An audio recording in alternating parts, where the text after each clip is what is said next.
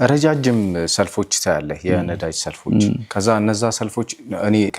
ከታዘብኩት እነዛ ረጃጅም ሰልፎች ያው እንዳልከው 6 ቀን ምናምን አድሮ ጠብቆ ወረፋ እንትን ብሎ የሚቀዳ አለ ሳያገኝ ደግሞ ወደ ቤቱ መሄድ አለ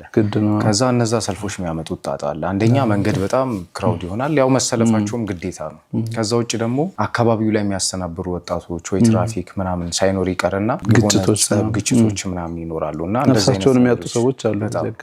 በጣም ሀርጅ ነው ያሳዝናል እንግዲህ አላህ Subhanahu Wa Ta'ala አሁንም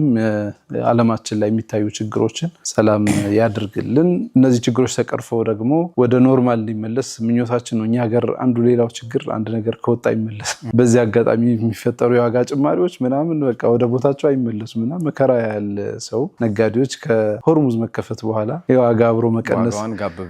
ዋጋውን ጋብ ብታረጉት በብዙ ነገር ላይ በጣም ጥሩ ነው ከዚያ ባሻገር ያው ችግር መላ ይፈጥራል አንድ መላይተን እንደው በጣም ያዝናናል ነበር እርግጥ ነው ልካው እንዲህ አይነት ችግር ሲፈጠር እግርህን መጠቀም አሁን መንግስት በብዛት ሲመክር የነበረው የትራፊክ ፖሊስ በሰልፍ ቦታዎች ላይ ይሄደ እንደው አጠር ያለ መንገድ ያላችሁ በእግራችሁ ተጓዙ ያለ ሲያነቃቃ አይቻለሁ ከዚያ ውጭ ግን አንድ ያገኘነው ቪዲዮ በጣም ያዝናናል ጋሪም ነው ባጃጅም ነው ነዳጁ እስኪመጣ ለተረሱን ነዳጅ ጋሪዋንና ባጃጇን አገናኝተው ትራንስፖርት ፈጥረዋል እስኪ ቺን ያትና እንዴ ተመለሰን እንምጣ